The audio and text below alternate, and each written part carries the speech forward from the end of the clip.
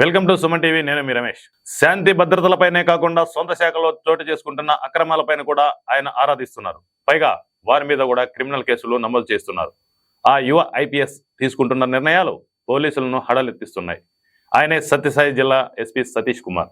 ఆయన తీసుకుంటున్న నిర్ణయాలు పోలీస్ శాఖలో కొందరిని హడలెత్తిస్తున్నాయి. ఎంతో కాలంగా ఒకే పోలీస్ స్టేషన్లో పాతుకుపోయిన పెవికల్ వీరులను పరుగులు పెట్టించారు. అది కూడా పారదర్శకంగా.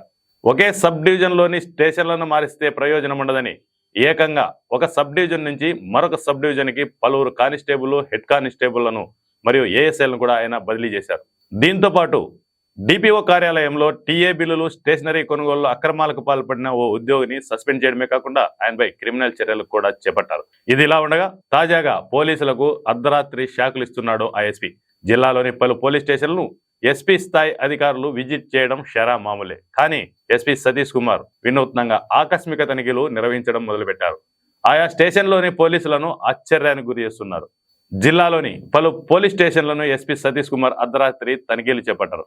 అక్కడ విధుల్లో ఎవరున్నారు, ఎవరు ఎక్కడెక్కడ విధులు నిర్వర్తిస్తున్నారు, రాత్రివేళ గస్తీలో ఉన్న పోలీసుల పనితీరు ఎలా ఉంది తదితర విషయాలపై ఎస్పీ సతీష్ కుమార్ వాకప్ చేస్తూ పోలీస్ స్టేషన్లను తనిఖీలు చేపట్టారు. దీంతో జిల్లా వ్యాప్తంగా పోలీసులు అప్రమత్తమయ్యారు. ఎస్పీ ఎప్పుడు ఏ స్టేషన్ కు తనిఖీకి వస్తారోనని పలువురు అప్రమత్తమయ్యారు. మరీ ముఖ్యంగా వివాదాస్పద ప్రాంత కేంద్రాల్లోని పోలీస్ స్టేషన్లపై ఎస్పీ నిఘా పెట్టినట్లు తెలుస్తోంది. బదిలీలు జరిగిన తర్వాత వారి పనితీరు ఎలా ఉందో తెలుసుకునే నేపథ్యంలోనే ఎస్పీ ఈ ఆకస్మిక తనిఖీలను ఎంచుకున్నట్లు స్పష్టమవుతోంది.